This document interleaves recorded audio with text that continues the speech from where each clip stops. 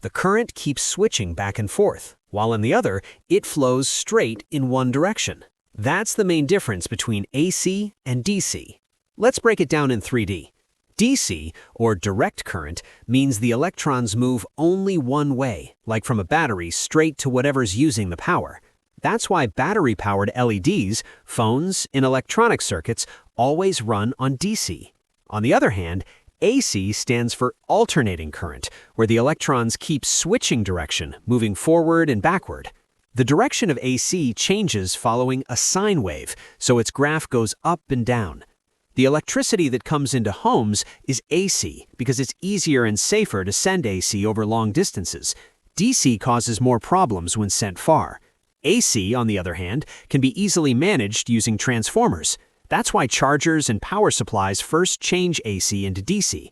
A bridge rectifier, which uses diodes, turns AC into one-way DC.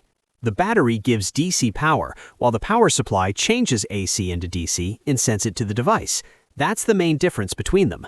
Simply put, AC goes back and forth, and DC flows in one direction.